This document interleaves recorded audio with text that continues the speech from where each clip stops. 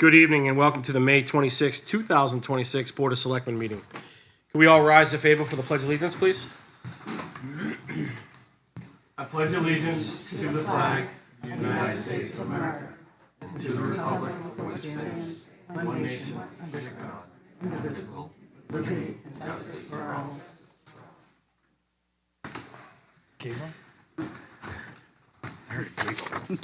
Has everybody had the opportunity to review the May 12th meeting minutes? Anybody have any corrections? If not, I will entertain a motion to approve them as written. Make that motion. Is there a second? I'll second. There's a motion and a second on the floor. All those in favor? Aye. I'm an aye. Any Abstentions because I wasn't here. Yes. So that is a 4-0-1 vote. Thank you. Is anybody in the audience for open forum this evening? Hearing and seeing none, I will close that part of our meeting. We're going to move on to our first appointment this evening. We have the Pelham Police Department acceptance of the trailer from the Pelham Community Coalition. There's whoever wants to come on up, that's part of both groups. The microphone is yours. Good evening.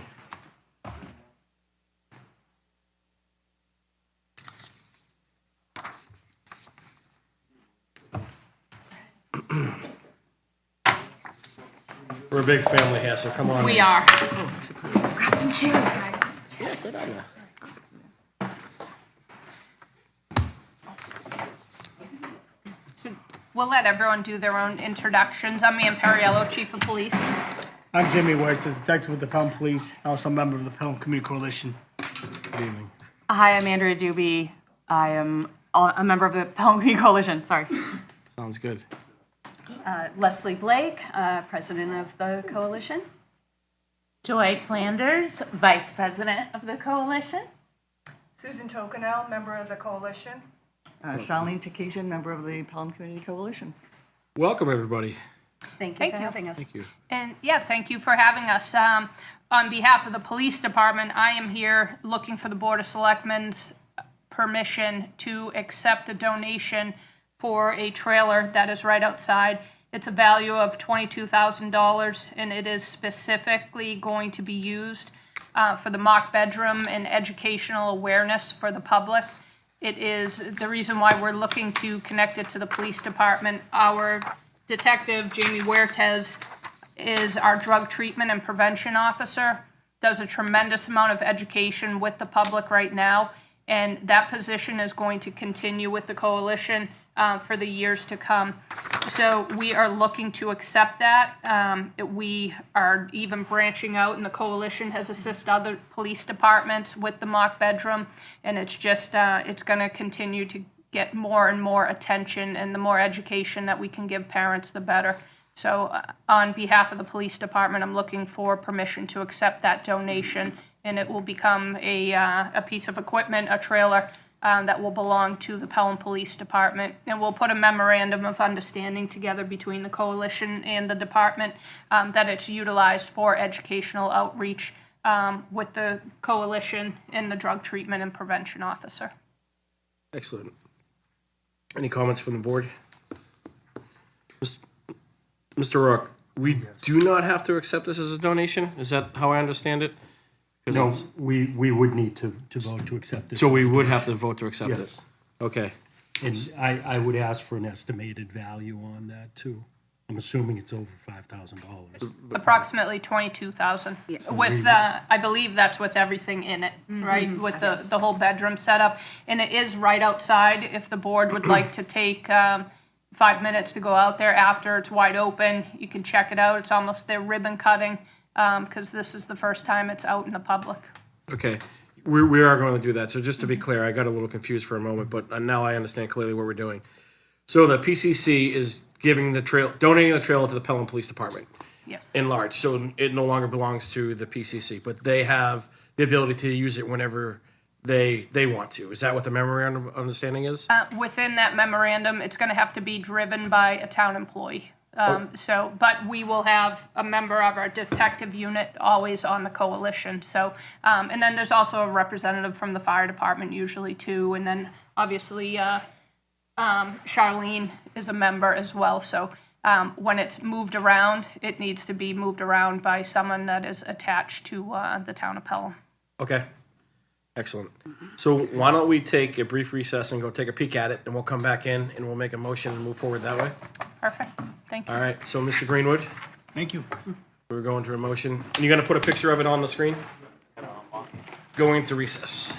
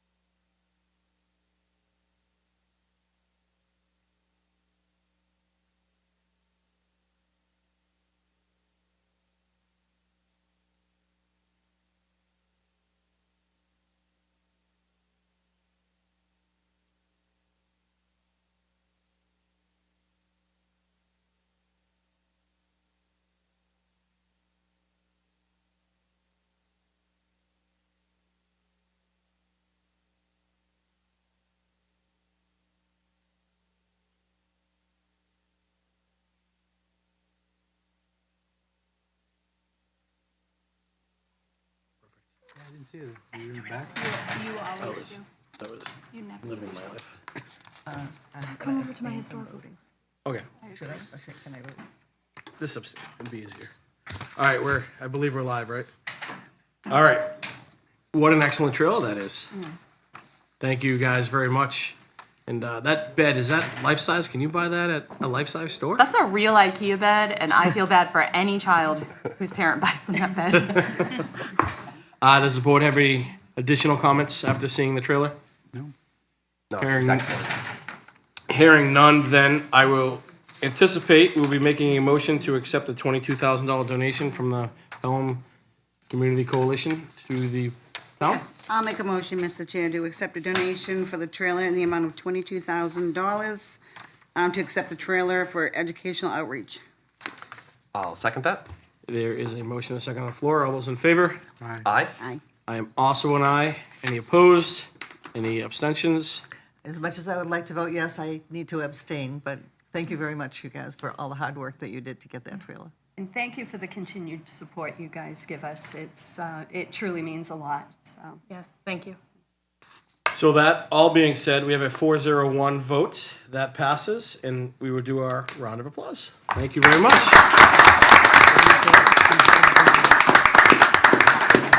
All right. Thank you. very much. Thank you, guys. Well done. Thank you. Next up this evening, we do have a Water Commission interview. Sean Capone, is that how we say that? Yes. Good evening. Come on up, introduce yourself, name and address for the record, please. Sean Capone, live at 6 Crescent Circle, Pelham, New Hampshire. Welcome. Tell us about yourself. Family's living out of the town since the early 80s. I've been here since almost 16 years and own a plumbing company local. I do water mitigation, water filtration, plumbing, sewer, anything water, I do it. And I like to put my knowledge to the town and help it. And since I live here and see it, get better in any way I can help it mitigation-wise, contamination, anything like that. All right. Any questions from the board? None? Well, I think you might be getting off the hook here, sir. Whoa. That being not said, Sean is looking for a 3-year term. And if there's anybody so inclined to make a motion for Mr. Capone for a 3-year term to the Water Commission. I'll make that motion to appoint Mr. Sean Capone to the Water Commission for a 3-year term. Second. There is a motion and a second on the floor. All those in favor? Aye. I am also an aye. That is a 5-0 vote. Congratulations. Thank you for volunteering, sir. You will have Absolutely. to go get sworn in. Yes, I'm sworn in. All right. So come down to the Selectmen's office anytime during the day, and we'll get you set up with an email address and get you sworn in. Right on. You got it. Thank you. Thank you very much. Next up, we are going to be amending the name of the Pelham Community Garden. Mr. Chair, I'm going to sit down there with them. All right, let the record reflect that Selectman Massey Quinn is going to the podium in the audience. Good evening, welcome. Please introduce yourself for the record. Danielle Massey Quinn, member of the Agricultural Commission. Michelle Cook, 14 Hines, member of the commission. Alex LeBrecq. Welcome. The floor is yours. Mr. Chair, we're here in front of you to request the amendment of the Pelham Community Garden. Initially, we came in front of the Board of Selectmen to name the community garden the Pelham Community Garden. After that meeting, we had Mr. Alex, is it LeBrecq?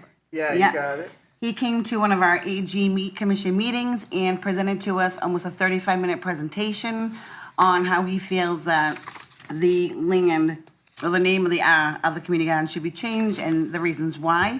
So with that, the Agricultural Commission members, we made a motion to approve the amendment name and call the Pelham Community Garden the Pelham Memorial Community Garden. We're just adding the word memorial. So with that, we're just looking for the Board of Selectmen to approve it with the new amended name. Sounds pretty simple to me. Mr. Gagnon. Just really quick, I think you gave me a little tidbit before the meeting, but what does the memorial stand for in kind of a Cliff Note style? Well, So why all the change? All the people that have used the land prior to. Okay, excellent. So instead of just one group specific, we want to do all groups. Okay, excellent. Thank you. That's it. Alex, that's correct, right? Yeah, I think that, people have lived here for a really long time, and it'd be nice to memorialize that land use with the recognition of that garden. Pelham's a beautiful place, and I think garden's a good way to bring the community together. And Okay. memorializing that, that space, people have used that for a long time. I think that's really important. Excellent. Thank you very much. That's all I had. All right. Mr. Gagnon, if you're in agreement with that, would you like to make a motion? Yes, sir. I'll make a motion to amend the community garden Memorial Community. to the new Pelham Memorial Community Garden. Yeah. Excellent. Is there a second? I'll second it. There is a motion and a second on the floor. All those in favor? Aye. Also an aye, that is a 4-0-0 vote. Congratulations and great work. Thank you. Thank you. Thank you for your time. Let the record reflect that Ms. Massey Quinn is joining the board. Next up, we have Mr. Nino Jafrida for a conversation on the town center planter proposal. Good evening. Name and address for the record, please. Nino Jafrida, Cranberry Lane. Good evening, Sean Cunningham, Cemetery Director. Good evening. Good evening. So tonight we're here to show you, to ask for your support and approval to fundraise for a project that we are working on. And Jim, I have these lined up in the spot you told me to put it, so. All right, hold on.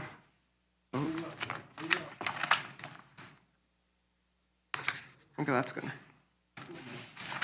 So I believe you guys have this packet as well. So the first page is kind of just a project overview, which is a proposal to enhance the Marsh Road and both rotary areas throughout, starting from the beginning of the cemetery, so at the end of the schools, the start of the cemetery on Marsh Road, going all the way down around both rotaries with hanging baskets of flowers. So on the second page is why this location matters. This section of town includes a lot of, important buildings for Pelham. It has the library, it has the schools, it has the police department, it has the town hall, obviously, we're here tonight, and many more. It also has a village green where there's a lot of events throughout the summer hosted by many different groups here in Pelham. And just people walking, I always see people walking by, the cemetery. Everyone loves how great the cemetery looks, so we all know that they do a great job there. And this is just really a way to bring it up another level. So obviously these pages go more in depth of it. I'm just trying to go kind of relatively fast here. So the existing conditions along Marsh Road, what we have now is flagpoles that Lieutenant Fisher puts up, which he's here tonight as well in case there was any questions. And he's going to also be assisting us with, if of course this works out, hanging up these baskets, because he's just been doing the flags, and I feel like we should just work together on that. I don't want to overstep on his parade there. So he's going to be helping us out with that. So then there's now a map. Oh, I keep forgetting to update this one. The proposed route. So on the map, the yellow highlighted part is where we are talking about doing it right now. Now, with that being said, if we have any, if the funding goes a little bit over what we were expecting, then we will also continue where those little red lines are that kind of sprout out a little bit. So I believe that's Old Bridge Street at the first rotary if you're leaving Town Hall. And then the second rotary has 3 streets, which is Nashua Road, I believe that's Wyndham Road, and Main Street. Yeah, Main Street. So it's going to be pretty good. So overall, it's 30 telephone poles that we're planning for with that yellow line. And like I said, if there's additional funding or we have somehow extra hanging baskets, then we'll go off of those sprouts there. But the real, it's just really something to create a stronger, vibrant, more, I guess you can say beautified downtown, I guess, but it's not really.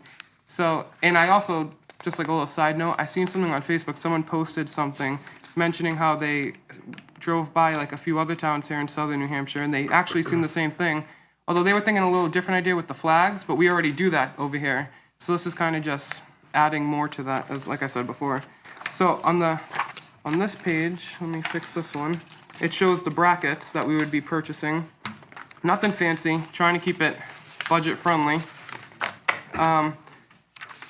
So we would obviously, like I said, we would need 30 of those brackets, and those are 15 inches. So it'll stick out from the pole 15 inches, and usually the flower baskets are 12 inches, so a few inches there for give or take.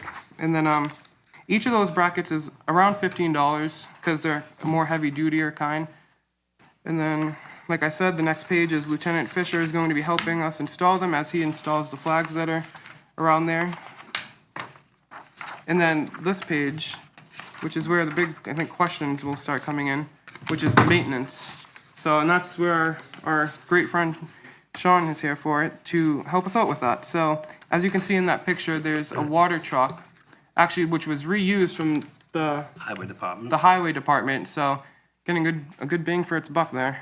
And if you can see those two like water jugs there, they have like a, what do they call that? It's a Milwaukee called the stick pump that goes into the 55-gallon drums, the highway department, they're keeping those drums. The stick pump goes in there, we connect it to a 10-foot hose, and we were able to pump water for quite some time with one battery. Yeah. And that's how we get around to water all our baskets and flowers out front in the cemetery. Yeah. And when they're driving to be doing, which is that's street legal, right? Yes, it's registered for the road. So, and they're going to be driving on the right side of the traffic, because when you're driving, the telephone poles are on the right. I mean, that's just how it always is. So they'll be going with the traffic, so it wouldn't be too big of a hazard. And yeah, so they were looking to do something like this with the, to enhance it more. And when I mentioned this, they were all for it, because I felt bad, like, well, I don't want to be a burden on them, because they already do such a great job at the cemetery, so I wouldn't want to take away from that at all. But he mentioned that it wouldn't be a bother at all, and that they would be glad to help and do this. So I was really grateful to hear that. So the funding for it, the goal is to raise $3,000 for it, of course, with your permission, I guess. So that's roughly about $100 per pole setup, give or take. I just did a little bit of a buffer just to be safe. And yeah, so that's pretty much it. If you had any questions. Oh, and by the way, the front of this packet is from the other day with the new flagpole. I didn't take the picture, but I took it off Facebook. And that's it. Questions from the board? Please, Mr. Keegan. So a couple of things. Financially, if you raised $3,000, how would you, we would have to set up a trust fund or something through the town for you to collect the money and spend it. So I would like to offer that you come to a Pelham Community Spirit meeting and ask them if you can use their group to funnel the money through. Okay. And that way you won't have to worry about trust fund for the town, and the Community Spirit group could, you could raise as much money as you wanted to. I can't commit any of their funds to help you. Oh, yeah, of course. But if you raise enough money, whatever money you raise, you could put to this project. Thank you. I think it's a great project. I think it's great for the town.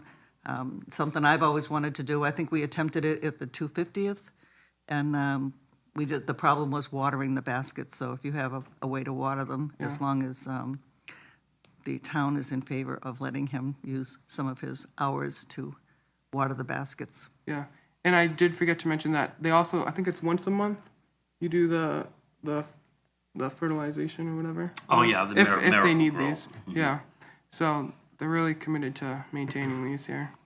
But thank you, I totally appreciate that.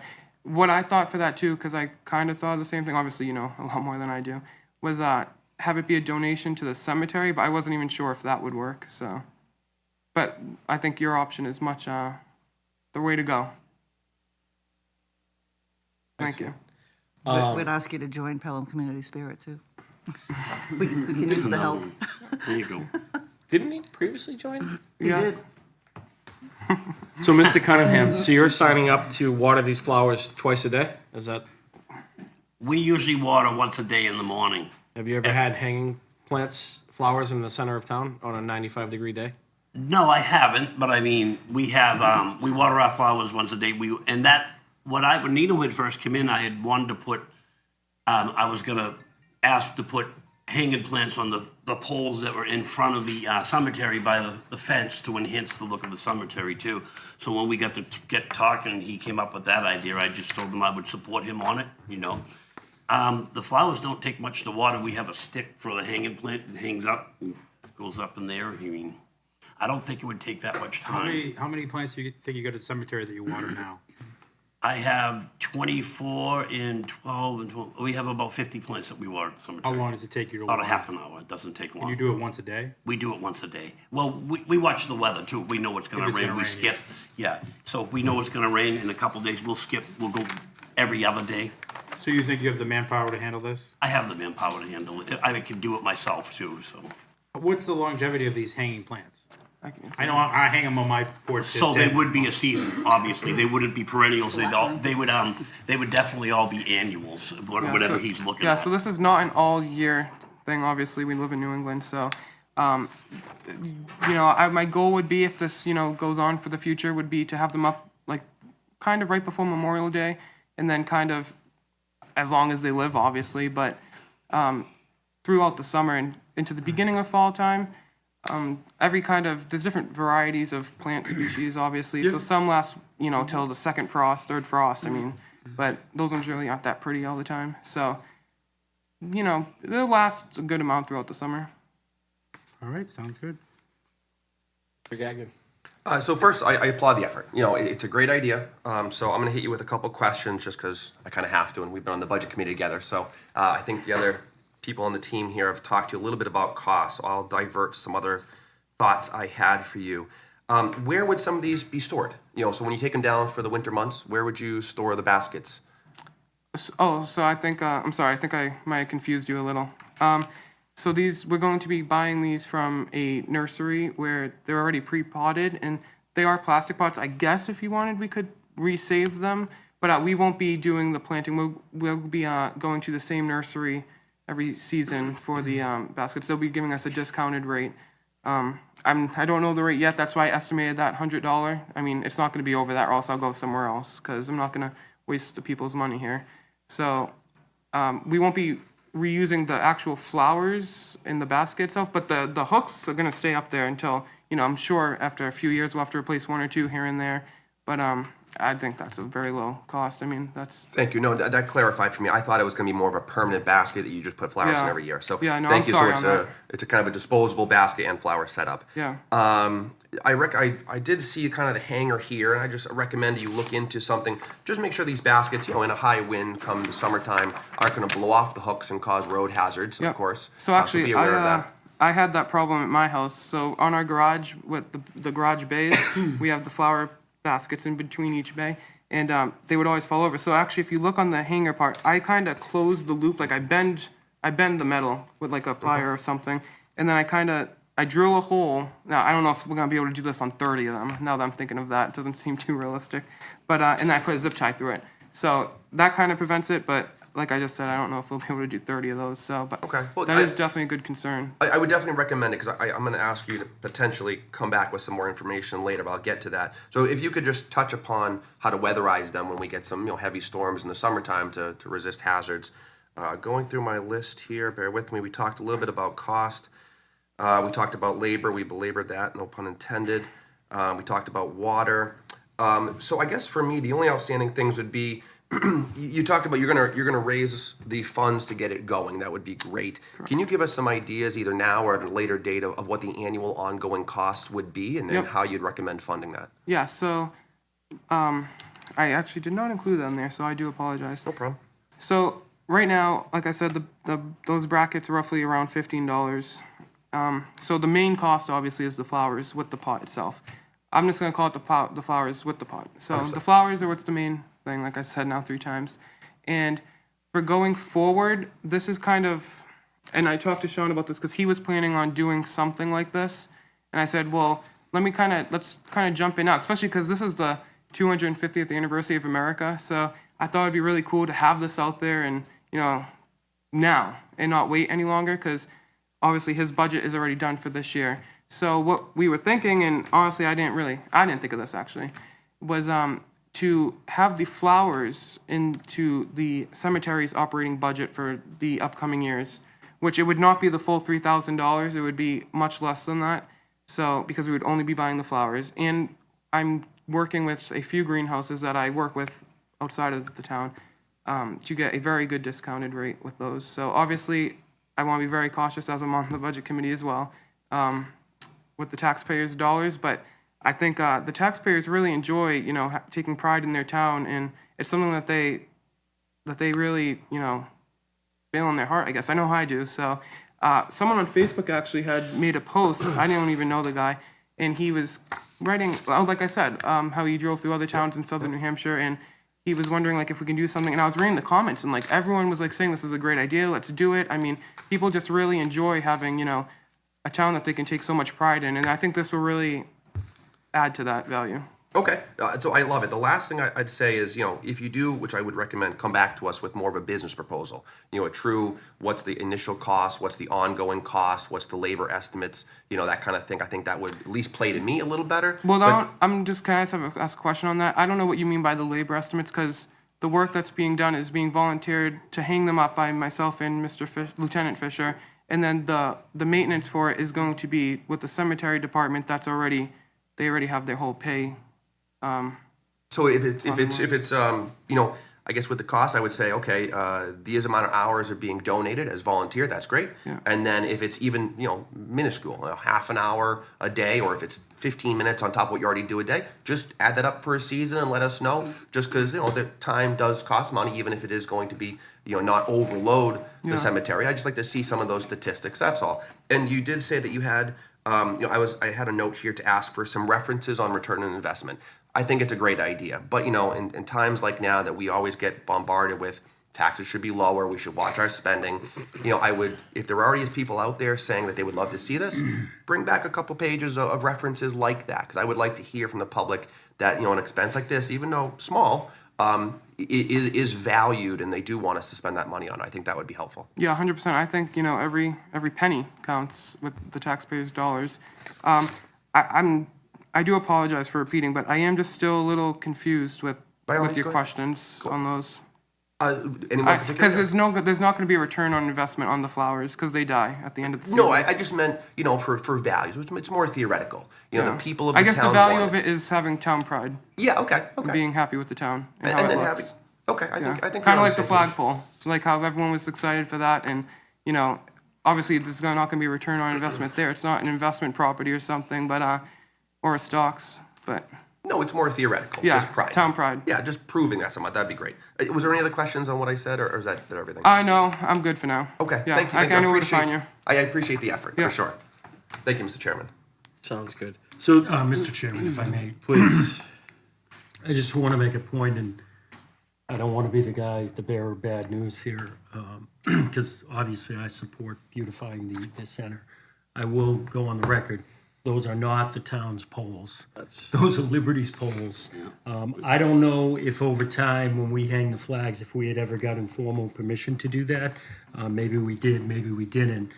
Nino, I would ask, there is a group within Liberty Utilities. It's the Liberty Joint Use Department. Okay, and their phone number that I can see is 417-625-5178. From my limited research, it seems as if they are supportive of these type of initiatives. The things that concern them and they need specified to them are, obviously, we're not going to be so high when we're hanging these things that we're near the power lines. They're not protruding into the road too much or the sidewalks. They're not going to fall on somebody. To Selectman Gagnon's point, somebody's walking down the sidewalk and one falls off of them. They don't want to be responsible for that.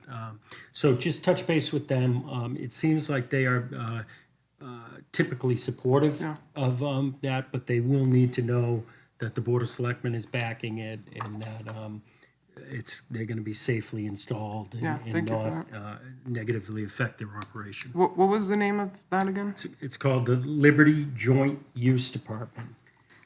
And if you're unsuccessful getting through to them, you could call the Salem office and they'll point you in the right direction. Okay, thank you very much. I will say that Lieutenant Fisher did mention that some poles he could not put flags on.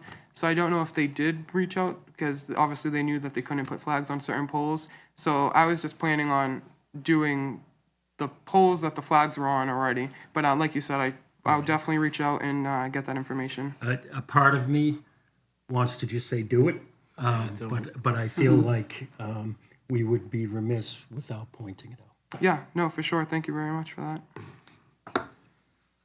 Any other questions? I just have one other suggestion. You might want to start small, maybe do 20 polls, and then see how that works out. And then I have seen this in other towns. I know there are plants that will withstand the weather. I've seen them up at the beach where there's no shade at all, and all they do is they water them in the morning, and the plants seem to thrive all summer. So I know the nursery that you go to, they will be helpful telling you what kind of plants will survive in the drought weather of I've learned a lot of that. Yeah. We use sun patients Yeah. to thrive in the suns, or geraniums that don't need, they call a geranium a cemetery flower that doesn't need a lot of water. So there are, like you said, there are different options. And the nurseries that I work with have all those answers, which are great. Right.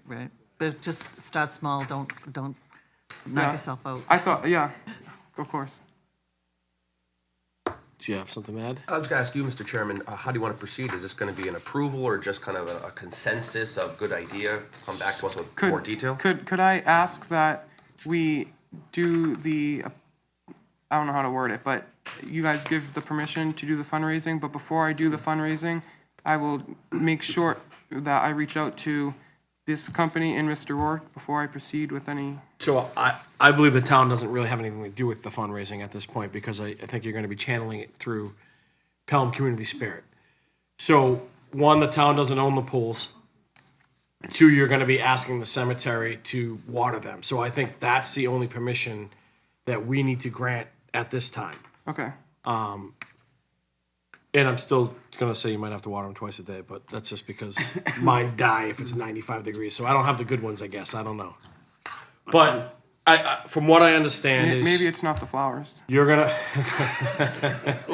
So this is not a good idea, and that's over. So. All right, we'll see you later.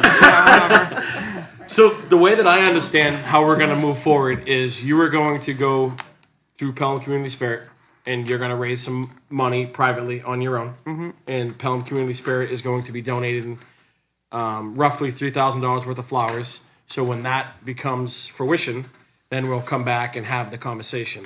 Mr. Gagnon had a few questions for you. If you could relatively get some answers on that, because there is going to be, with the cemetery, there is going to be a hard cost to that, right? They say they're going to do it in a half hour, but if it takes an hour, hour and a half, that's something else we could have been doing, right? So we have to be cognizant of that. For sure. So if you could just broach that, dial it down, I think that's what you're looking for with that. I believe so, and I'm happy to talk with you and sorry, I help was give you just some confused guidance. on what them, but yeah, 100%. No problem. So let me understand, they're not donating the baskets to the town because they're not even on town property. Correct. So there's no reason for them to even get our permission, is there, except for the use of the cemetery? That's how I understand. That's how I explain it. Mr. Rourke, do you feel differently, or? Specifically and literally, I would agree with your take on that. But we do need to give permission that they're going to alter the appearance of our town center. So Does that make sense? We do a letter of support? Is that what Yeah, it's called? something like, well, or just permission to alter the appearance and the landscaping. The poles are owned by Liberty. The pots are going to be, sounds like owned by. Are they going to be owned by him? All we're doing The is... pots are disposable. They're not going to be. Okay, fair enough. So this seems like just a citizen project that we're giving permission to do and fundraise for. So just a consensus. Okay. Consensus would be good. Yeah. Perfect. Go for it. So if you happen to convince Pelham Community Spirit to buy the flowers for you, and Liberty Utility gives written permission to T.A. Rourke, and T.A. Rourke gives it the thumbs up, we are giving you the consensus that once and if this happens, we're going to allow the cemetery for this season to move forward with watering them. That's the consensus that I believe we're going to give. So if everybody's in agreement with that, it's a simple head nod is good? Yep. There you have it. Okay, thank you very much. I appreciate it. All right. Thank you for doing Thank this. you. I think it's a great idea. Yes. And I'll add at this time too that Pelham Community Spirit just donated $2,500 to buy new flags for those same flagpoles. Oh, No, great. No, I thought you meant for the flag that we raised. No, so that's what I talked to you about earlier. We had, I'm sorry, I thought you meant the flag in the middle of the, we did talk about giving, money to help fix the flags. Mr. Keeshan, we just had this conversation. I thought you were talking about the flag. It really, it's not a town matter. I was given the props. I know you asked me that. I'm sorry, it was my misunderstanding. I thought you were talking about the flag in the center of town. All right, so we're not going to have this conversation now because it's Wait, not. wait. No, I will say, Community Spirit did say that they are willing to help with repair the flags that are existing on the roadway. Yes. We did say that, yes. Yes. But I don't have a price here, because Paul hasn't given me So, the amount of money yet. Mr. Fisher and I had that conversation, and he had sent me some information which I gave to your admin, what happens to be my admin, Michelle, if you will. Michelle hasn't said that yet. Regardless, that is a off-topic conversation. I just wanted to give another props to Pelham Community Spirit for potentially. We will help with the flags that are along the roadway, get them repaired. So next time I'll write it down, my question to you, okay? I apologize if I Sorry. misconstrued I got my anything. flags confused. There's a lot of flags going on here. All right, we have to move on. Next on our agenda this evening, we have the budget goals and objectives for department heads. Mr. Rourke? Happy to talk about this, Mr. Chairman. Thank you. This is a continuation of last year. The Budget Committee member Ken Wunton in that group had asked us each year to develop specific goals and objectives for our department heads in the budget so that they have kind of some guidelines moving forward and perhaps some prompts and reminders of accurate budget creation and maintenance. So that being said, I submitted a memo to the Board of Selectmen here. And my apologies, I mixed up two versions of this. This is the version that I will be discussing with the department heads at a meeting tomorrow. So it's the same thing. Your version only had the listed goals and it didn't have the performance indicators, expectations and things. I don't think we need to get into that at this meeting, but I would like to go over the goals that we have set. These are very closely mimic last year's goals and objectives, perhaps with a little bit of tweaking. So number one, annual budget development and preparation. The goal, develop accurate, realistic, and defensible annual operating and capital budget requests. Number two, budget management and fiscal oversight. The goal, maintain effective oversight and control of departmental expenditures throughout the fiscal year. One thing that we will be emphasizing, and we have in the past, is to maintain less than a 5% variance between the actual and budgeted expenditures unless otherwise authorized, meaning we want to shoot for a budget that lands right in that 97, 98%. If you budget too much, we're kind of overtaxing. You budget too little, and we don't have enough to run the department. So, usually from historical data, the department heads come pretty close. All of them fall within those guidelines. So, number three, procurement policy compliance. This is a new one. Ensure all purchasing and procurement activities comply with town policy, financial controls, and applicable legal requirements. Last year, we passed a procurement policy where we state any projects over $25,000 have to go out to bid. Anything over $10,000 has to have 3 written quotes. So we want to make sure the department heads are sticking to that because that helps us control these things. Number four, contract and vendor management. Effectively manage departmental contracts, vendors, and service providers.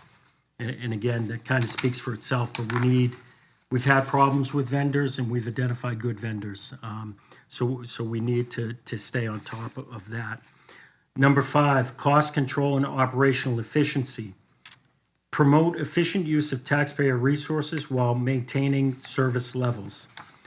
One of the action items on that will be, as they present their budgets, just like last year, try and come up with one instance where they've come up with a savings or an efficiency improvement. Number 6, capital budget planning and asset management.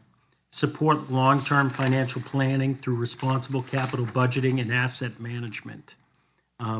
Again, we see some of the bigger departments, highway, fire department, police department, trying to set up capital reserve funds, trying to plan out these long-term project purchases so that we're not taking spikes in the cash flow and the tax rate. Number 7, financial accountability and internal controls. Maintain strong financial controls and accountability within each department. This is important for the bigger departments, again, the big 3, highway, police, and fire. They need to make sure that there aren't people on the staff that aren't ensuring that we're getting the best price on supplies or double checking their vendors if they've been using vendors for a couple of years to make sure that we're not seeing any inflation or product creep that we shouldn't be paying for. Number 8, and again, this one falls in, if you remember over the last year, Finance Director Penny created a grant policy that the town approved as the Board of Selectmen. And number 8 is grant and special revenue administration. Ensure proper management and oversight of grants, revolving funds, enterprise funds, and special revenue accounts. Again, we've gotten into situations on grants where we kind of applied for it and didn't know the strings that were attached to it. So we want to make sure that the grant, before we apply for it and get it approved, that we vetted it and vetted what the long-term costs are or the hooks, if you will. Number 9, budget communication and coordination. Maintain effective communication with the town administration, finance, and elected officials regarding departmental financial matters. Obviously, we expect, and I think the department heads do a good job of it, if they're running into something unexpected or a large item comes up, they talk to us and we work together to collaboratively try and resolve the matter.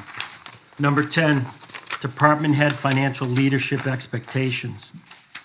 Demonstrate professional fiscal stewardship and accountability in department operations.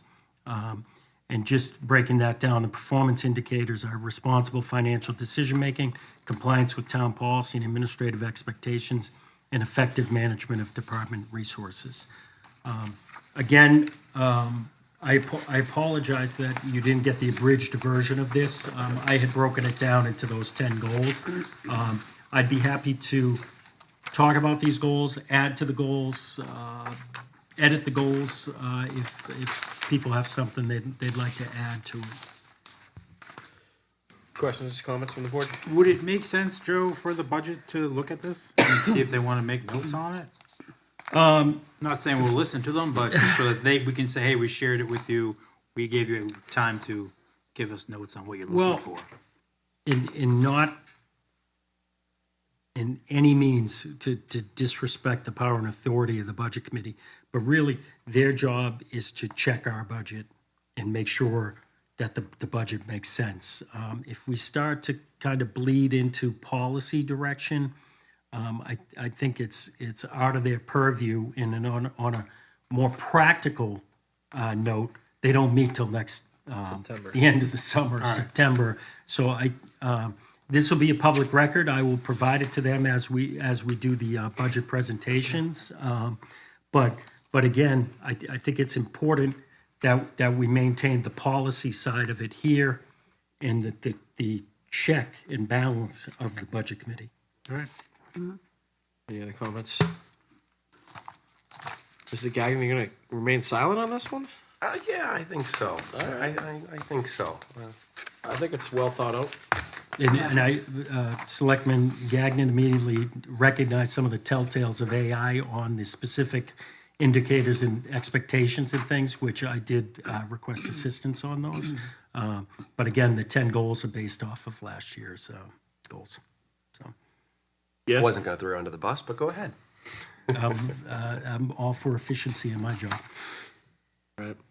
All right. If there's no other comments from the board, I think it looks great. I think it looks great. If we're Ready to move forward? So we with it? will have a meeting with the department heads tomorrow, myself and Tammy. We have our kickoff meeting, we go over the schedule, we go over the goals, and we release the 2027 budget sheet for them to begin preparing. So as the summer progresses, we'll be meeting again. For those of you at home and for the department heads, we're gonna do the one-day budget review of department heads on, I believe it's August 2nd, it's the first Tuesday in August. But I think that worked well last year, and it allows, the importance of that is it allows you to compare department budget to department budget that day, so that if you see a great presentation by one department head, and then you see the next one, you could say, well, we've already started to earmark funds here, how important is this? Because I think sometimes when we do it every 2 weeks, we forget all the things we promised in the beginning of the season. So I think one day worked well for us with a follow-up meeting if we have any questions. Yeah, I would agree with that. I think it worked really well. All right, moving on. Joe, don't go far. You're gonna be up for this one as well. All right. Next up, we're gonna be reviewing the Hawkers and Peddlers license. Hawkers and Peddlers on town property during non-town events. And I think the easiest way to do this one is I'm just going to read that brief memo I wrote so everybody at home understands the dilemma. A situation recently arose where a vendor was seeking a permit to sell his wares during the World Cup viewing event that will be being held by a non-town run program, the Pelham Red Hawks Soccer Club, on the Village Green in June.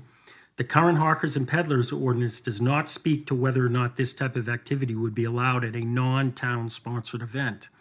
Section 14 of the policy establishes operational restrictions and specifically references town-sanctioned events, which strongly implies the town anticipated permitted vendors operating on municipal property only during approved events. The question before the Board of Selectmen is to clarify whether or not to allow hawkers and peddlers on town property during events conducted by private organizations as opposed to official town-sponsored events. For example, the fireworks, we allow vendors, hawkers and peddlers, and they sell their wares at our event, the town fireworks event. One of the things when we originally did the hawkers and peddlers licenses, we were leery of allowing general hawking and peddling on town property, meaning at the baseball fields, at Raymond Park, vans showing up and selling their wares at those type of events. So I think we need to just clarify, how do we feel about this? And Jason, you have a lot of activities. You get to see a real cross-section of how these go. What are your thoughts? I'm a hard no. I think it can be chaotic. We ran into an example of this a couple weeks ago when there was a non-town event, a non-sanctioned town event, and somebody wanted to come in and do some stuff, and it takes away from the town events. Let's just say you ref Pelham Baseball. If Pelham Baseball has a snack shack there, which is technically a town, the town allows it. We're allowed to sell hamburgers and hot dogs and what have you. Another group wanted to bring in a food truck and sell food truck and ices and all this other stuff, but that takes away from the town event of the Pelham Baseball that we're having. And obviously the concession stand is a fundraiser. Correct. So I'm a hard no. I think it can get ticky-tacky. For example, there was one 4th of July event. This was a town event that we had here, and there was a gentleman running around selling light-up swords or like spinning, like you buy at a circus, right? And it particularly, I like to give personal examples when I speak, but it particularly irked me because my daughter was there with a bunch of her friends, and they're all like, we want one, we want one. I'm like, sure. So I give them my wallet, and they go over and they buy 6 of them at $22 a piece. I had no idea. I figured they're like $5, right? Like Charlene would never steer us wrong. It's her event. So I had gone, I think I asked Chief or somebody said like, hey, does this person have a hawkers and peddlers license? They're like, nobody does here for selling stuff like that. And I was so mad. And that's what will happen if we allow this. So I'm a hard... He was not one of our approved vendors at that event either. We had no idea he was doing that. But he got me. So normally the celebration committee manages who they invite. We do, and we only allow one vendor to sell an item, so they're all nonprofit organizations that sell items like the glow sticks. That's done by Arnie, so we would never have allowed him. And in fact, there's another guy that comes, he sells toys, and we tell him he can't sell any glow sticks because that's Arnie that does that. So our vendors are nonprofit. We do have food vendors that come in, for-profit food vendors that come in though, and we've always done that. Authorized by you. Authorized by us, yeah. Town sanctioned event. When you have your concerts on the green, are we considering that a town sanctioned event? That would be my question. That's a I town would say sanctioned event. yes. Because, but we don't have any, we may consider having a food vendor there this year, but we normally don't have a hawker and peddler. We have nonprofits selling hamburgers and hot dogs. Right. So not to pick this one apart, so they're just looking to watch the World Cup on like a screen? Yeah, People are going to Pelham the Red screen? Hots requested permission to set up a big screen and have all the soccer participants watch a World Cup soccer game on the Village Green. And Brian Johnson had asked me about it, and I didn't have any objections to it. They had a date that no one else was using it. Seemed a reasonable request. So I guess, how do we make that decision? When they apply for a license. So I guess the way I would look at this is, I don't know enough about the examples, but we got to be delicate about stopping fairness. But I think the way you do that is very cleanly. Is you just have everyone apply for a license, and when the license comes in front of us, we can say, is this license tied to a town-sanctioned event, a non-sanctioned event, and we can make a decision one by one and provide justification. But if we do that now and we kind of finagle how the policy is, I think it could be dangerous. No, because I'm thinking, like, what if I wanted to show a UFC fight on the Village Green and sell tickets? Yeah. Well, But that's an event. You're not. That's a difference. So They're that's selling tickets. This is just. So they're not selling tickets to this, they're just showing it, They're just setting up a big TV and a they big watch TV it. and showing it there. Yeah, yeah. There's no tickets, no exchange of money. To Selectman Gagnon's point, I mean, we can develop. I think the key word, and you may have mentioned it, is authorized. So Charlene authorizes certain hawkers and peddlers. So if there's an event that we're tied to and somebody wants to sell there and they're authorized by a town or a quasi-town official, then, perhaps we can look at that. But my fear is like Jason's, the carte blanche.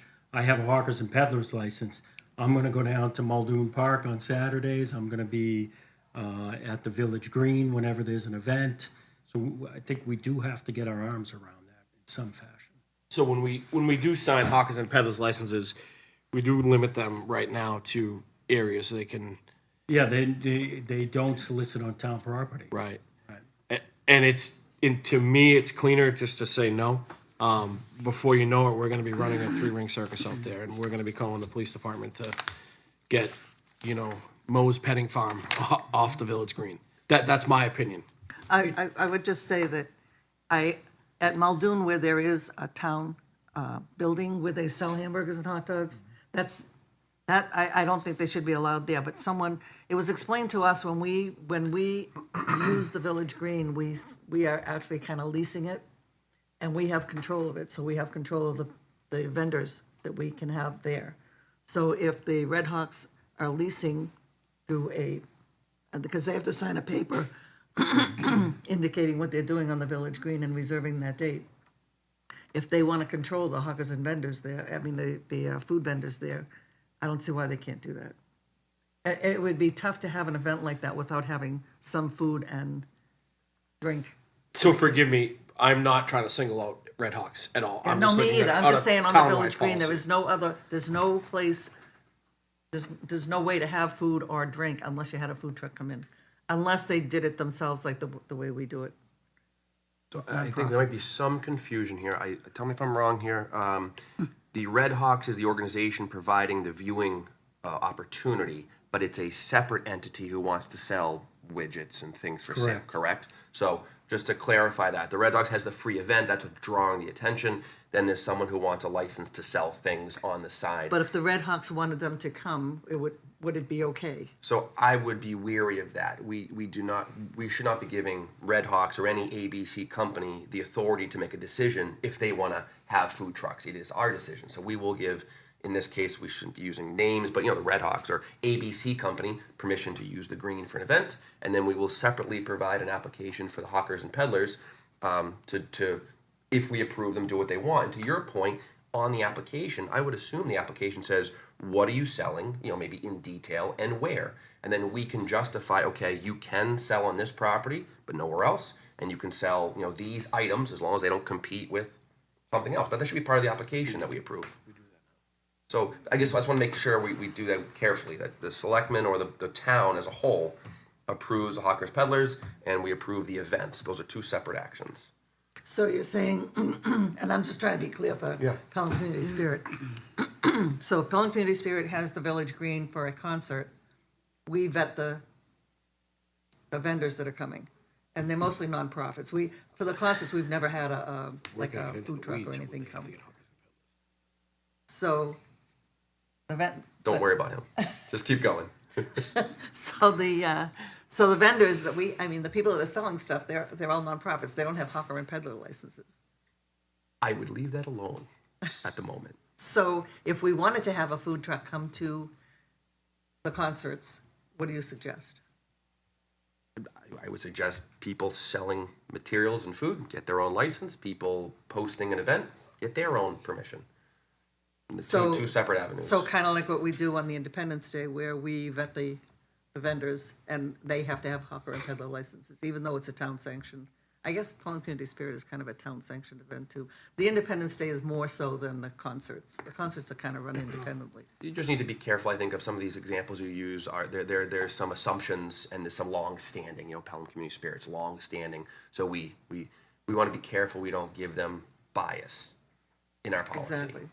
So technically, with all that being said, we've been doing it a little wishy-washy in the past. So if we're going to move forward with directing this policy in a direction, it's going to get a little bit more.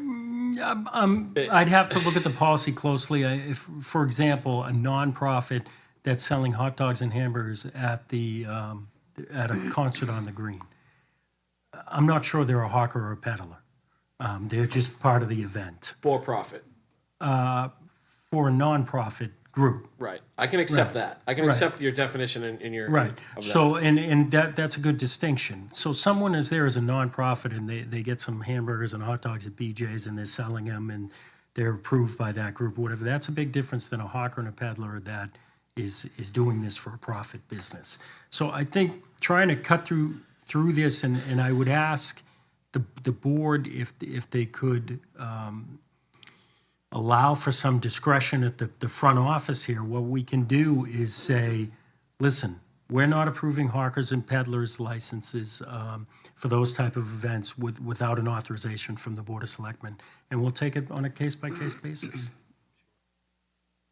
Sure. I think just... That's what I was going to suggest, case by case. The difficulty in this is trying to draw thin lines between all of this is challenging. So we have to allow, as a board and the front office a bit, some discretion to say this makes sense, this doesn't make sense.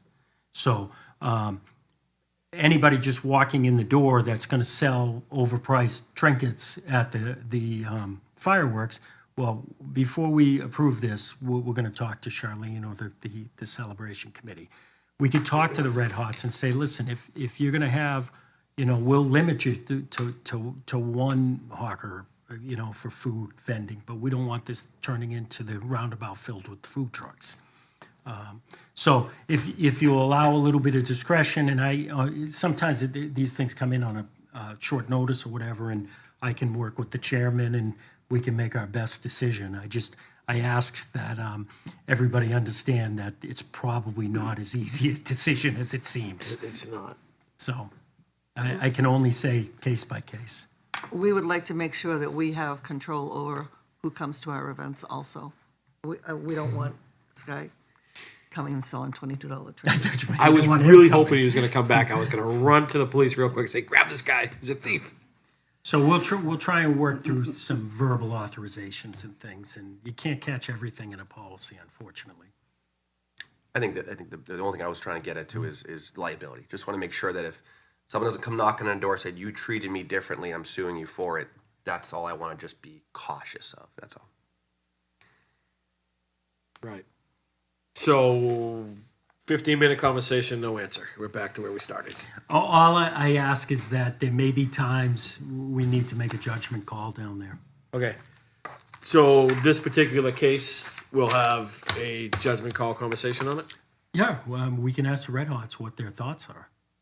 Okay. What are they? The Red Hawks? Red Hawks, the soccer. Hawks. Yeah, soccer program. Did the Red Hawks know that this person was coming in? I don't know that. Okay.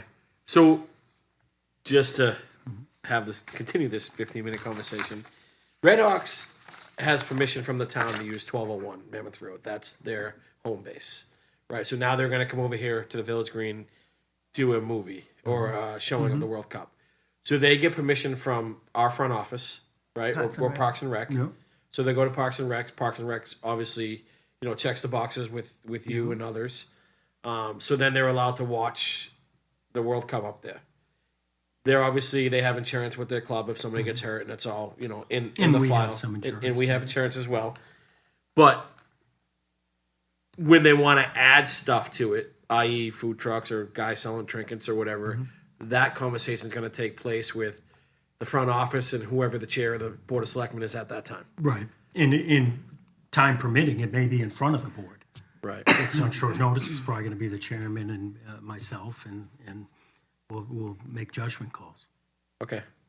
I mean, I don't want that to turn into a for-profit event. Right. Yeah. We don't want to have what happens down at the mall in Salem on our Village Green. Right. That's what, or any of our parks. That's right. Because trash is left behind and what have you, and so yes. That was always Pelham Community Spirit's thought. Also, we didn't want it to turn into a expensive night for anyone. Selling hamburgers and hot dogs. We just wanted people to come down and enjoy the concerts. We weren't going to try to pick their pockets with for-profit vendors. Okay. So we're good? Yeah. Moving forward. We have a few members of our Highway Safety Committee here sitting in the audience still. Next up, we have a review of the Burns Road sidewalk requests. We have a couple letters.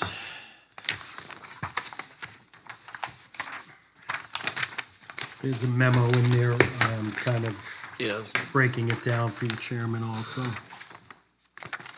I can read the memo. Well, actually, do you guys want to explain the Highway Safety Committee's thought process, or would you like me to read the memo into the record? Whatever you would like to do, Chairman. Either one. I'll let you guys have the floor. Oh, thank you. All right. Ann Pariello, Chief of Police, Chairperson of the Highway Safety Committee. Dan Newman, Fire Chief.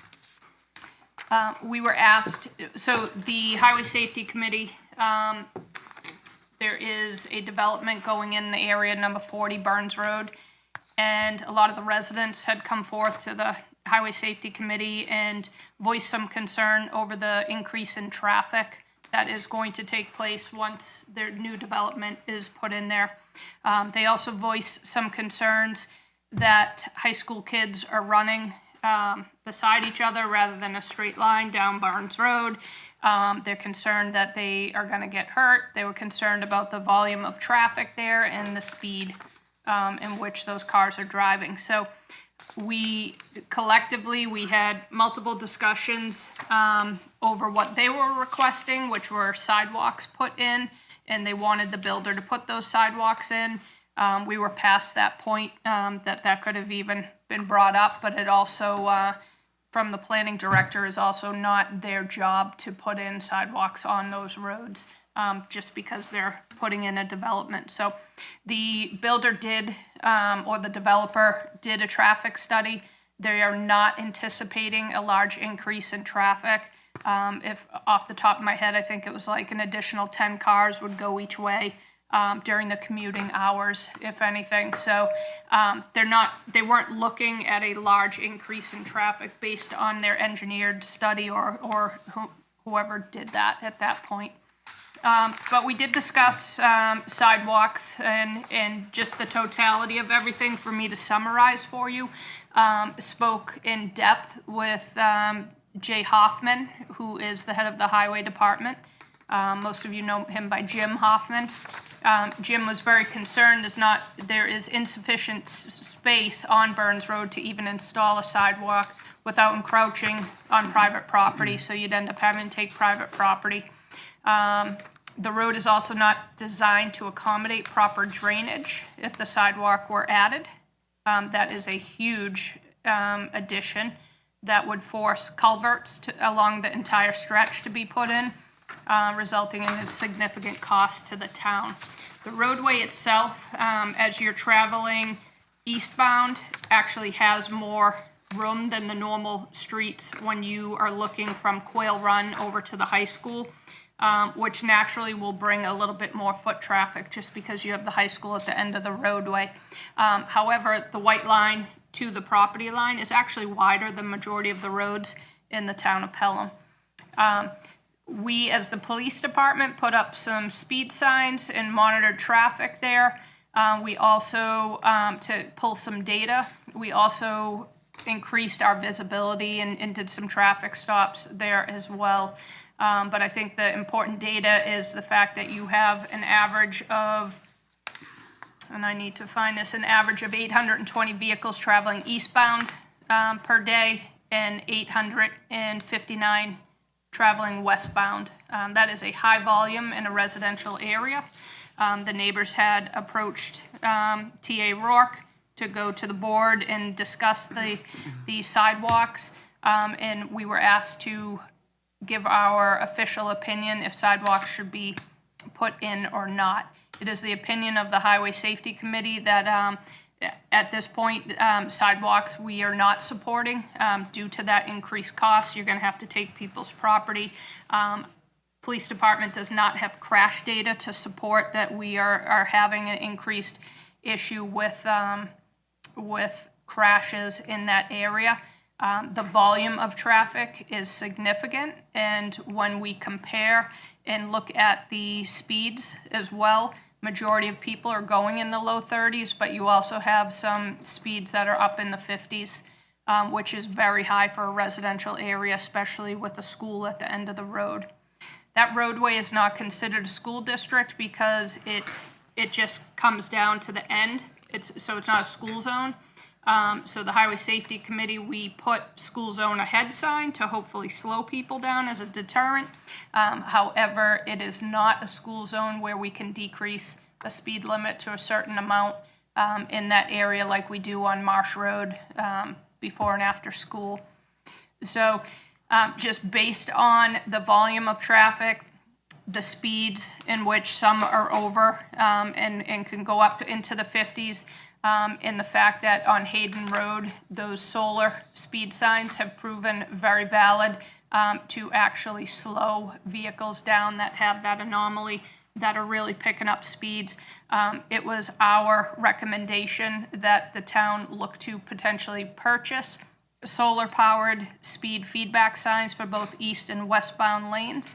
And we also took into account you're about to have a couple bridges shut down, so you're going to have Old Bridge Street shut down, so you're going to increase traffic no matter what to get over Mammoth Road, and then eventually you're going to have Main Street shut down, and never mind the roundabout in the middle getting put in Marsh and in Mammoth Road that naturally will send people down Burns Road and Greeley to avoid that area coming off Marsh as that's being built. So the totality of all that, it is our committee's recommendation that the town, if they do anything there, that they invest in solar-powered speed signs to slow people down.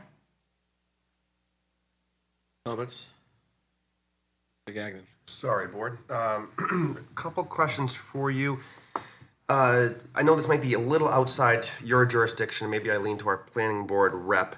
Don't we collect impact fees? Maybe I'll point this to you. Forgive me. Do we collect impact fees for developments? I guess both of you. Well, actually, I'm the selectman's rep to the planning board. She is on the planning board. Yeah. I'm on the planning board as a member, but you're the board of selectmen rep. Can so, yeah. anyone answer, if, they collect impact fees for developments, right? And those impact fees can help fund things like sidewalks, correct? That's correct, but you have to define the need for the fee that you're going to be collecting. So we do have a meeting with a company that is, he's done some research on some projects that we could use impact fees for. But I'm going to guess that if they're saying that the road is too narrow to put sidewalks in, I'm not sure that we would be wanting to collect impact fees for sidewalks. Is that what you're asking? Hold that thought. So, okay, thank you. And If then, I may, sorry. if I may, on that subject, if you're going westbound, which is the side of 40 Burns Road, there is a house right on the corner of Savannah that practically is on the roadway. There is absolutely no space. That sidewalk actually has to go on the opposite side of the new development if it was to be put in whatsoever. Okay, thank you for that clarity. And then as far as right-of-ways goes, is it a state or a town road? Town road. It's a town road. And, I mean, people always assume where the grass starts is private property, but it really isn't. I mean, do you know, can you give us more detail about what the right-of-way is between the pavement end and into the property? So the town does have some, they own some of that property, but that gets a little hairy. And I could see the chief's mind going with that. I don't think, and it's not my place to say that the town can just take that property. I think more than anything, there has to be some studies that take place, engineering studies, something more to force that, in my opinion. Okay. So I don't know the exact. Not to get into the weeds too much on this. That's correct. There's an easement on every roadway. Some of them vary in distance from the center line to the thing. What people have to remember on sidewalks is it's not as simple as it would seem. As soon as we create curbed sidewalks, we affect the way the water comes off the road. So now we have to bring that water along the curbing, find the culverts, get it to the low spots. So there's some drainage and engineering in there. And typically that drainage creates places we have to catch that water, which expand beyond the easement distance. So now we would be looking for pieces of property. And of course, there's a process, we've been through it before this board, of taking. We're trying to avoid that. I think the overarching take on this, as I hear it, is if you were coming from Quail Run Road towards the schools, on the right-hand shoulder, correct me if I'm wrong, when Quail Run Road was developed, the town asked them to put sidewalks in. At the time, they debated curb sidewalks, and they settled on an extended shoulder. So when you're driving towards the school on Burns Road from Quail Run, there's actually a wider paved shoulder for where people have to walk.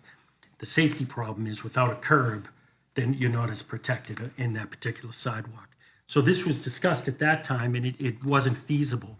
So we're in that very difficult situation of the cost. Is it worth it for the improvement in safety?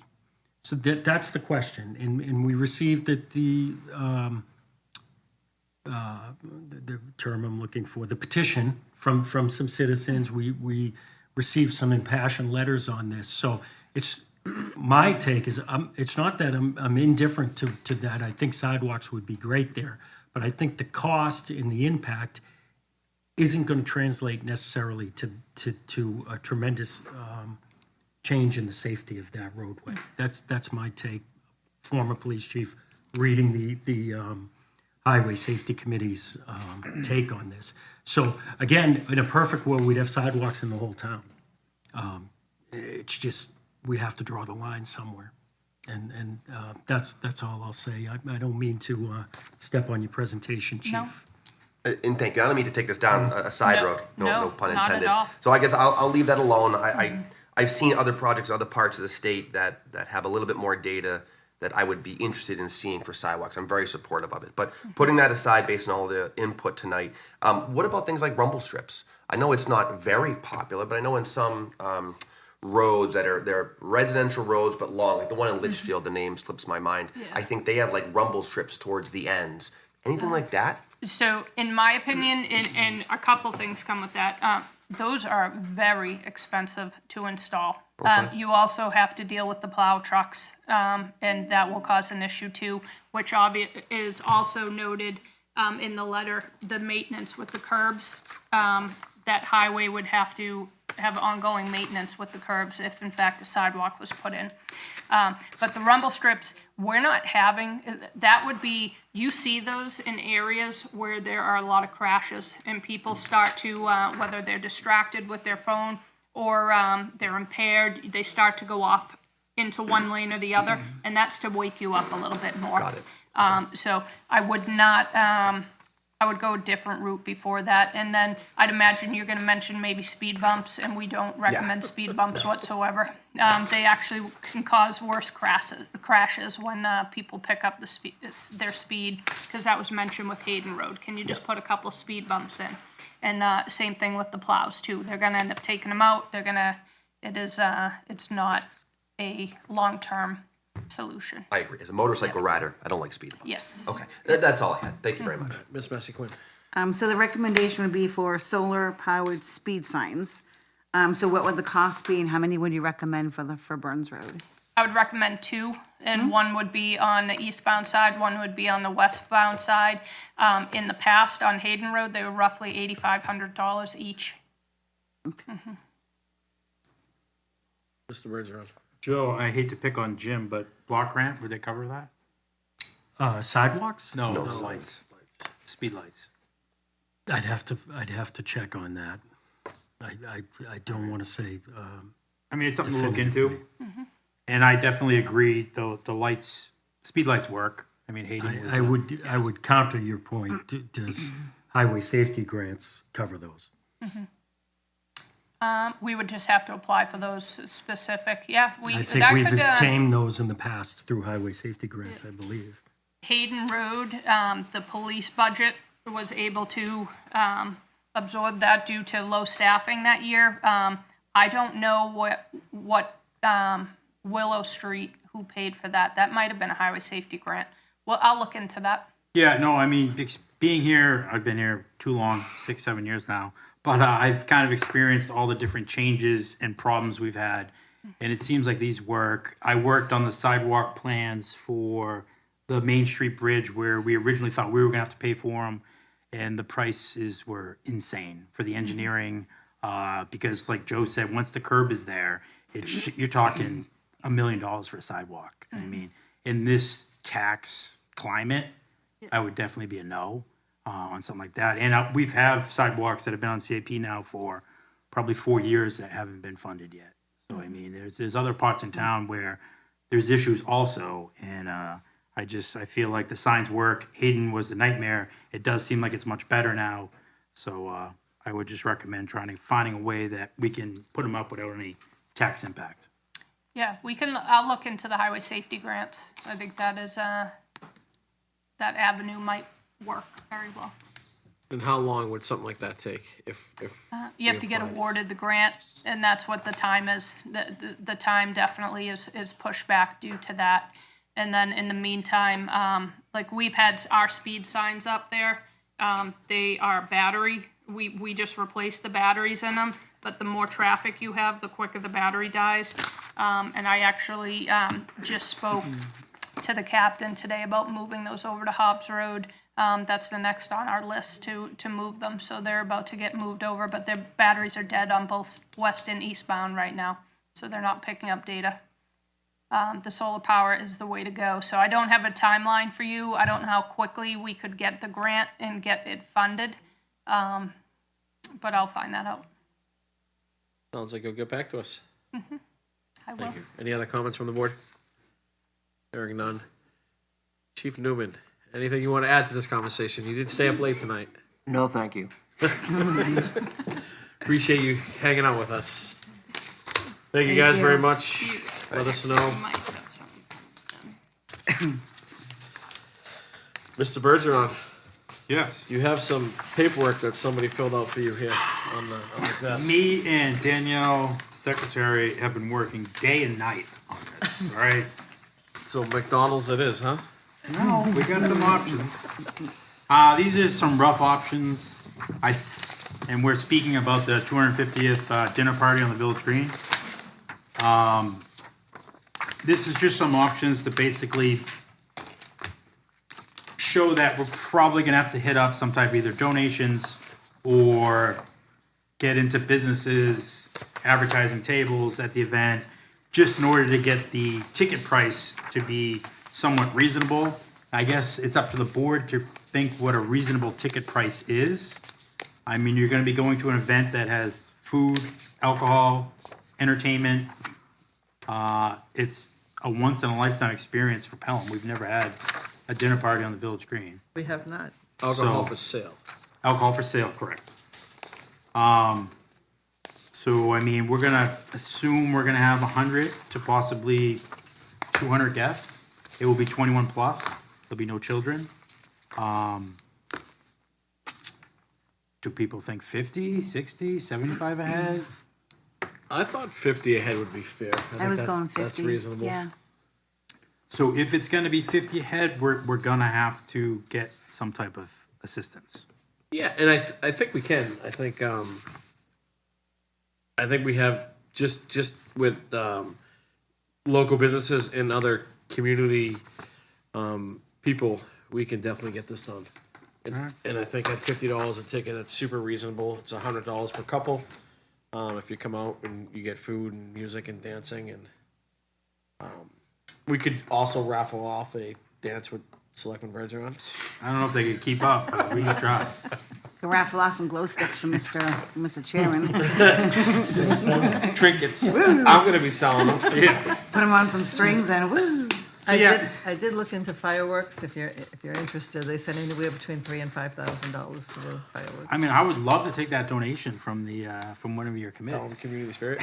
Have we ever looked into a drone experience? You know, they just had one in Nashua. Did you know that? That was did. cool. Yeah. I don't know what that costs. I don't know what it costs either. I know what one drone costs, and they're quite expensive. So I think that would be amazing if that was an option. It's just no noise. We can make noise. Boom, boom. Yeah. I know a lot of people don't like that. I'm sorry. I'm sorry if I offended anyone.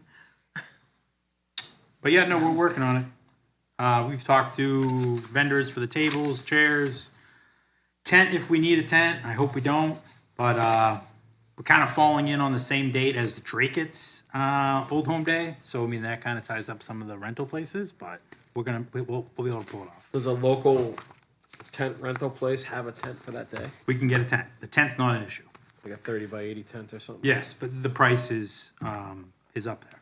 Yeah. So it'd be like a buffet type thing? So you come in and get your food, go sit at a table and... Correct. So basically, your tickets would come with wristbands, and no one's getting served without a wristband. Just because being in the Village Green, it's going to be hard to control just randoms walking up. Yeah. So that's kind of the way of controlling how you can be part of this experience. And we're gonna release it for tickets as soon as we kind of get everything set up, so that we kind of know what the price is. And you could purchase a table if you want. Exactly. And have a reserved table. No, and that was one talk we were talking about, maybe like if a business wants to advertise a table. All right, this is your table you're advertising, people can sit at, all your stuff will be on it. If you want to advertise a table for say $1,000, I mean, that kind of helps us control the ticket price. The alcohol, our goal would be you have a vendor come out, they get all the revenue from the alcohol, we have nothing to do with it. I would just ask them to offer non-alcoholic beverages at no cost to whoever would need a non-alcoholic beverage. Be part of the deal, because they're going to do pretty good, I would imagine. Yeah, we could get somebody like Community Spirit to donate all the sodas and water and What about juices. decorations on the tables? And No, we're tables gonna work on the decorations. So there's a lot of work. That's why I would love to have a subcommittee, but Jason doesn't support that. So we're picking at it. Danielle's really good. I'm just one person here. I don't believe we need a subcommittee. Yeah. I think it'll be like bang, bang, bang. I think Danielle's doing a great job. Danielle Pilato, if you will. Yeah. Okay, I'm not giving you any credit here, Miss Massey. Nope, none taken. All right, so we $50 ticket. Is that what the group says? So the ticket price is set in stone. Yeah. So we can maybe start. You might be able to sell like VIP tickets if it's at the front by the dance floor or the band. And that's maybe with a flyer we can do. I mean, I believe we're gonna do everything through Parks and Rec. Is everybody cool with that? selling the tickets, advertising. They have a way to process it, so. Yeah, they're it's- good. Yep. It's easiest. And Mr. Bergeron, I guess the only thing I would say, just random thought, is, are you expecting people to kind of like dress up, wear dresses, sport coat kind of thing? Is that I gonna mean, get I tired? think originally I was for high-end dinner, but now looking at prices, we're gonna go for more of the 250th barbecue America theme. So dress Pelham, Business casual? Pelham casual. Got it. Okay. And the only reason I was going with that is if you're doing, I know we need to do marketing and Yeah. we need to have businesses sponsor, but I just don't want people sitting down with like a bunch of flyers all over the table. No, and I kinda didn't. a little too cheesy. Just more so, and the problem is trying to figure out how to get revenue. Of course. So that's kind of what we're And it's working. grass, nobody wants to. Yeah, I mean, I'm not gonna wear a prom dress. I think you what know? you're gonna find too is people are gonna buy a table. If the $1,000 was the number you came up with, I mean, it's generally 10 seats would be $500. But if, let's say, we'll use Gene Guys for example, right? They're gonna buy a table for $1,000 because their family or their people are gonna sit there, and they might have to buy two. Yeah, no, I'll be curious to see how many tickets we can sell. It could be a lot more than. I think we're gonna have 300. So what is like daddy-daughter dances and stuff like that? Like, what is the usual turnout for that? 300. They sell out. Really? Yeah. Yeah. They sell out all the time. Yeah. You got to figure when you look at a table, there's 10 seats to a table, right? That's 30 tables, essentially, right? That's in a 80 by 30 tent. You could fit 30 tables in there, plus a buffet style, tables and then a bar. So you're looking at least putting 30 tables in there, and that would be my goal number. And I think we can achieve that pretty easy. I really do. I mean, I think. Yeah, I mean, ideally, the purpose of this, I think, is to try to give something for the adults. I mean, we do a lot for our children, which is great in this town, but there's nothing for the adults, and I didn't want to put a big pressure on the nonprofits for donating their time. I'll take their money, but I don't really need their time. I want them to enjoy it, per se. So I'm all for the donations, but it's just sad to go to all these events and these guys are flipping burgers and working their butts off. They're not enjoying it. So what if you are lower or higher than what your cost, especially what if you're lower than your cost? What are you going to do? Or what if you get extra money? What are you going to do with it? There's no way we're gonna have extra money. We still got to get porta potties. There's so much expense to this.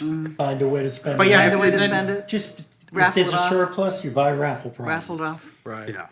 Raffle them off. No, but none of us are looking to make money or use any tax money. So, I mean, I think it's going to be a good time. It's just there's a lot of quirks, and this being the first time doing it, we'll see how it goes. So is this going out there now so people can rush in tomorrow and buy tickets in the town hall? We're not quite at that level. I mean, We have a we're date. getting there. We have a date. We have vendors that are free to do it. It's just a matter of picking vendors. Can we get people on a wait list? Can we get people on a list, like if they are interested, just so that we can That kinda was get an idea? me and Danielle were kind of thinking too, like throwing it out there, like. But if you guys are saying the price you want it to be 50, we'll just make it 50 and kind of go from there. Let's just print tickets. We'll have them. Well, we can get a QR code going in Parks and Rec We can work on a flyer and stuff like that. in a couple days, and I think he's right. Get the tickets made, and people are aware of it now. All right, no, because the sooner we know what we're gonna get for amount of people, Exactly. it helps us figure out the money factor. so what I'm hearing is Parks and Rec is going to start advertising this tomorrow. With No. the date. Why not? Let's work on a flyer and all this other stuff to get it I think you legit. should make up tickets. Get the tickets made up. Danielle can help us do flyers, some tickets. I mean, realistically, let's give her a couple days this week. Maybe starting next week, we'll put the tickets on the street. We'll put a social media post out. You can also, you don't want to go too early on it, and then you lose that momentum closer to the party. So there's kind of that sweet spot coming up on July 4th, pushing for the 250th. So with that being said, too, I'll remind you that we're only going to have one Board of Selectmen meeting in July. And then in August, we're going to have that long meeting or that daytime meeting in possibly just one other one or We'll have a short agenda perhaps after that. So we're going to try to keep it a light summer for all of us. And if there's anything big that happens, obviously we'll work into that. And you got 2 shots at getting it into the Evergreen. You got 1 shot now. If you get it in by June 8th, it will be in the end of June. They call it their July issue, but it comes out at the end of June. And then there'll be another one July 8th that comes out at the end of August. Yeah, so ideally, I'll have Danielle work on, right out of the gate, a flyer. And once the flyer is made, we can kind of go from there. Yeah, all right. I get it. Good Are you job, like Jay. renting a dance floor too? Yep, that was, we're trying to keep everything local with the catering, it's difficult. Yeah. But, yeah, Grand Rental is gonna help us with all the rental stuff. I think you're actually gonna pull this off. Yeah, and if you want to let Danielle know who you use for porta potties, do you guys use them for any of your events? For what? Porta potties for the Oh, yeah, fireworks? triangle, yeah. All right. Am I supposed to say that on the air? So, are we looking for like plastic porta potties? Or are we looking for a bathroom trailer? Price is going up. Well, the bathroom trailers are pretty nice. They are nice. They are nice.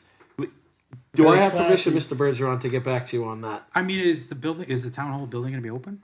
Yes, the lobby of the The police police, department. Yeah, I mean, Just have them walk in here and use the bathrooms? yeah, if someone's uncomfortable being in the I rough mean, we one, can they can leave come in. these bathrooms open too. All Yeah. the rest of the doors are locked. All right, so we just avoided that. Yeah, no, I we think can stay a there. combination of porta potties. Throw one and- out there for someone, and then if they wanna search for a nicer one, they can come We're in. gonna be here for what, 2 hours, 3 hours? Oh, this thing's going all night. Oh, it's going all night Oh, now? yeah. Oh, my God, You okay. do have to I make didn't a realize time that. for I the thought we were talking a tickets. couple Yeah. of hours. No, yeah, we gotta decide on time. Do we have For to a sign, meal. 6 to 12. do we have to sign our own block party permit? By the authority given to us, I think. Why don't we just get hawkers and peddlers? Food trucks. No, would you have to do something through Primex for the day? If you're selling the alcohol, the people that are selling the alcohol are going to have to pull a one-day liquor license and get the appropriate insurance for that. They get a Yeah, one-day. this is no different than 4th of July. So 5 to 9, dinner served at 6:30. That could work, right? Because I know his ordinance ends at 11. That's what I was Yeah, going That to time say. of year, it's But gonna get they dark set the early and fireworks there's no off lights at out there, 9 so and we we're need that's to. working the on end of the string lights. event. I was Yeah. gonna say, the fire department has helped us with lights. So that's super helpful for your flyer. Do we just agree to 5 to 9, dinner served at 6:30? And that'll be in your flyer? Does that work for you? Sure.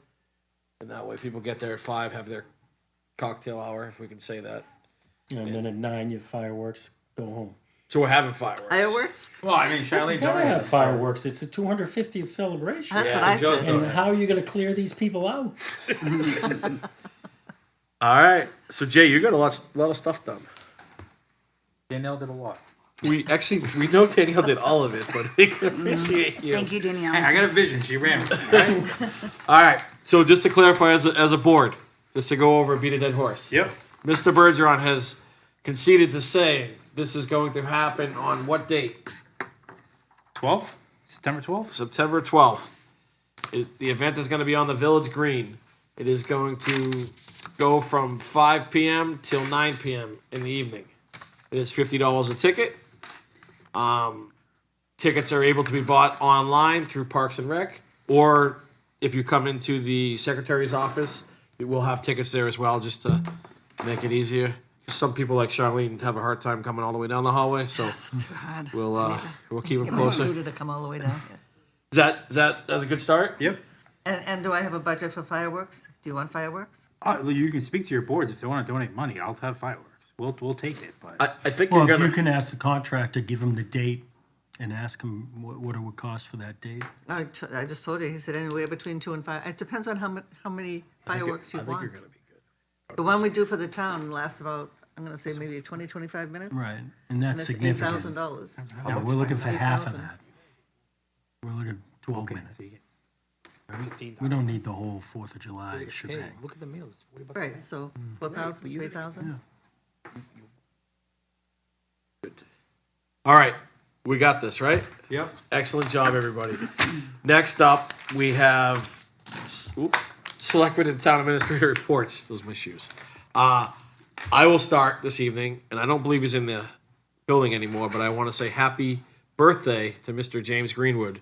He is our one and only TV producer / vibe band producer / guy that's here all the time. So happy birthday, Jim. Happy birthday. Happy birthday. Happy birthday, Jim. Thanks for leaving early. Well, maybe he's not celebrating. I'll double check his time slip. All right, we'll start to my right this evening. Mr. Rook. Normally, I don't try and say too much at discussion, but I am going to put the board on the spot on this one. Obviously, we successfully raised the flag on Memorial Day. The Boy Scouts, aside from the regular events, which are always well organized and great job by the VFW and the Legion and the Auxiliary, it really does a good job of keeping on track. The Boy Scouts did an amazing job of setting up the flag the first time. They had them all out there, and I was very curious to see how they were going to get it hooked on to the actual rope of the flag, because I tried doing it myself and I was on my very tippy toes.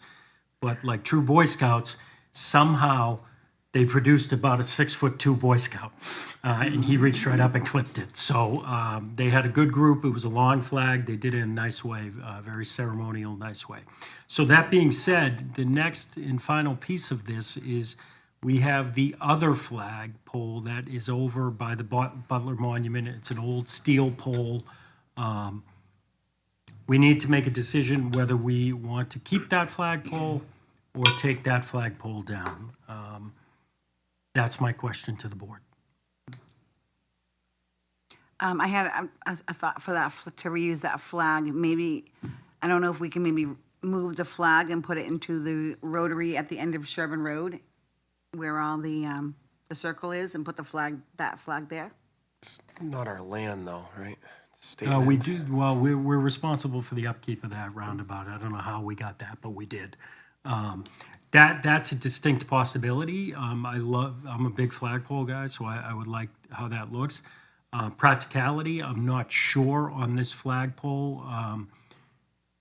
The cost of a fiberglass low maintenance flagpole compared to that one, that is the flagpole, people estimate that's going to be 60 years old. It's solid steel. We paint it each year and things.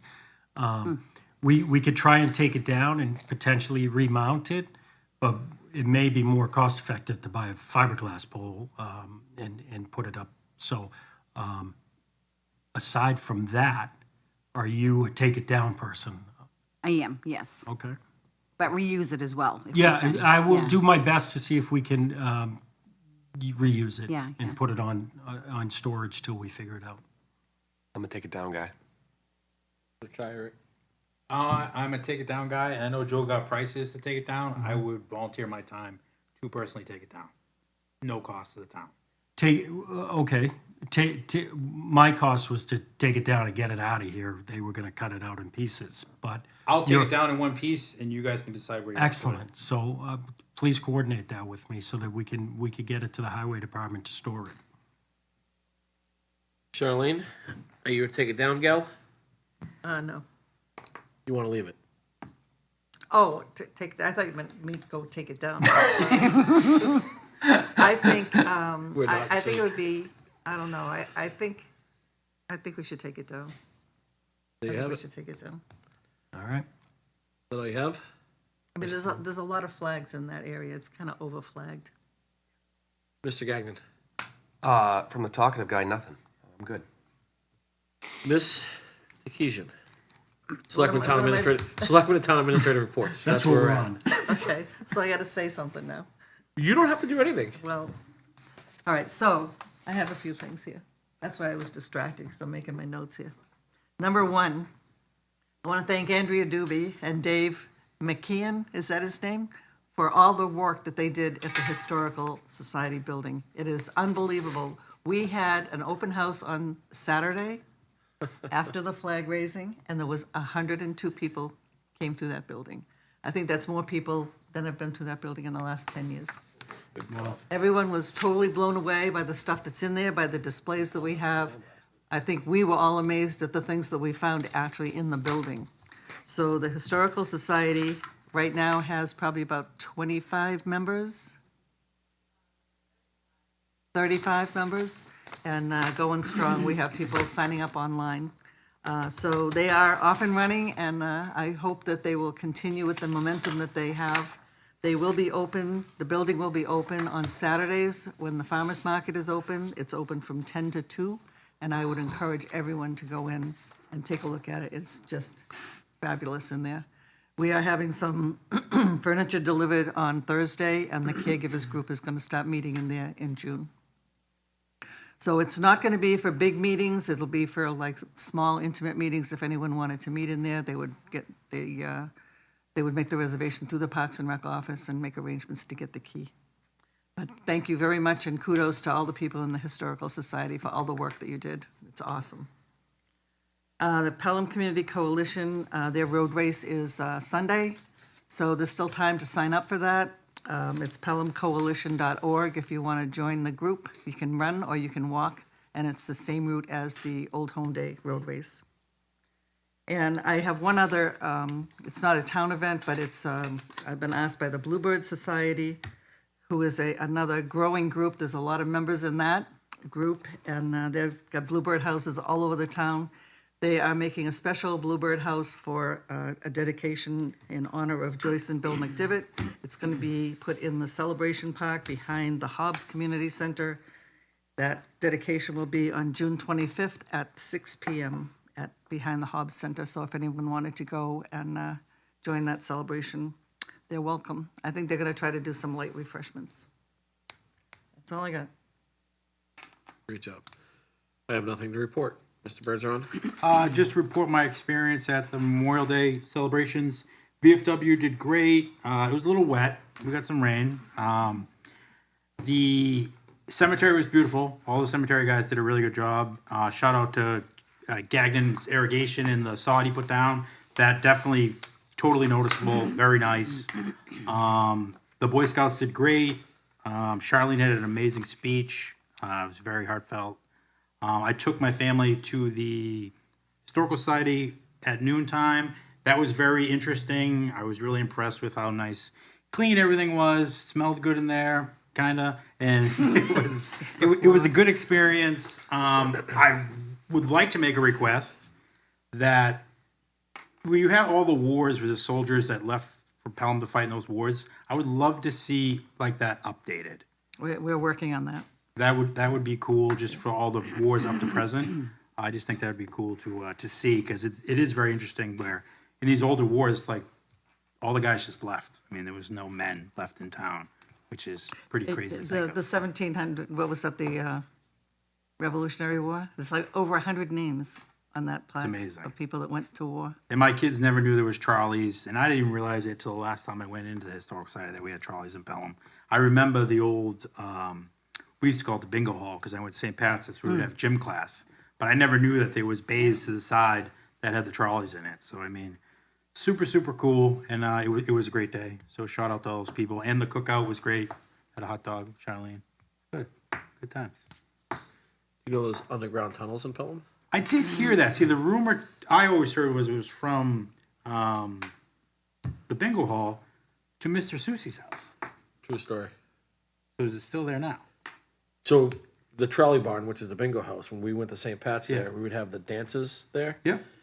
If you went in the basement there, they weren't completely filled in all the way yet. And the same thing with Roland's house on Marsh Road. In the basement, there was... But that's where they connected? I know. I can tell you that I know it went from there to there. I don't know where else they went. So maybe that's where Roland was when we couldn't find him? But yeah, there was underground tunnels. Yeah, no, that's I've always heard that rumor, but I never actually went down there. Yeah. That's News to interesting. me. You guys are old. It is bad. We're just in tune. Just born and raised We're here. just in tune. All right. That's it. That's all you have? Yep. Miss Massey Quinn? I do want to say that I am a VFW member of the Women's Auxiliary, so it was an honor to attend the ceremonies with the VFW, women and men. It was a wet day. Mr. Bergeron was correct with that, but, you know, I woke up that morning. It was interesting because I'm like, I'm not going to complain about a bunch of rain, because think about the soldiers and what they had to fight in. So you get up, you go, and it was just the most touching ceremonies. Charlene, you had me tearing up with when the flag was going up, and Nino's gonna kill me, but Nino was with Dave and I the whole day. Nino teared up. It's okay though, because it's okay for men to cry, like Dave told him. After the ceremonies, Dave and I also went to the Historical Society, and Andrea, and they greeted us, and I cannot believe all the hard work that they did in that place. Last time I was there, I was 9 years old. I went downstairs. It was a library, and I was playing Oregon Trail on one of the old with laptops, computers. It was like green, and it was like you know. But amazing everything that you guys pulled out and everything that you got in order over there, and just to see the history of our town was amazing. So kudos to you all for doing that, because there's still more stuff that you guys still have to pull out and display. So kudos to you all, because that's not an easy building to do that to. I was really surprised that the art is still on the actual hallway, like the Humpty Dumpty. It's still there. The storytelling stuff. It's staying I was there. like, wow, I feel like I'm like 7, 8, 9, 10 again. So, but you know what? You brought the building back to life, and you displayed a lot of history for our town. So I thank you all very much for all of your hard work and dedication for that. And then my last item is a farmer's market. So we're all excited about the farmer's market. Opening day is June 6th, 10 to 1, and it'll be every Saturday thereafter from 10 to 3 at 3 Main Street at the church. And I would like to say the church's name, but I can never pronounce it correctly. So we're just going to say the White Beautiful Church, where Carlos is our... First Congregational Church? I call it congressional. I call it I don't know what. Poor Carlos keeps correcting me, and I'm like, I'm sorry, I'm trying. So that's all I got. Thank you. I'm sorry, you said the farmer's market is there from 10 to? It's 10 to 1. 10 to 1, okay. Yeah, and I forgot to give credit to Jim Greenwood and his team yesterday for that all day. They were absolutely soaked, and now they put in a lot of work. Yeah, Jim definitely won the wet t-shirt contest, but he definitely did. I think he went through 5 hats, a too. lot of He work. pulled different hats. Every time I saw him, he had a different hat on. Special thanks to them. Yep. All right, we do have a need for a non-public session this evening under RSA 91A:3 Roman numeral 2A. CE. CE. After non-public, there'll be no other business, to be conducted other than to possibly seal the minutes of the meeting and adjourn the meeting. I will take a motion to go into non-public. I'll make that motion. Brett will second it. I will take a roll call, Mr. Rook. Selectman Gagnon. Yes. Selectman Takesian. Yes. Chairman Croto. Yes. Selectman Bergeron. Yes. Selectman Massey Quinn. Yes. I'm going to mix it up this evening. Instead of my usual, I'm going to say, again, happy birthday, Mr. Greenwood. He says he's in his office. He did tell me that. So.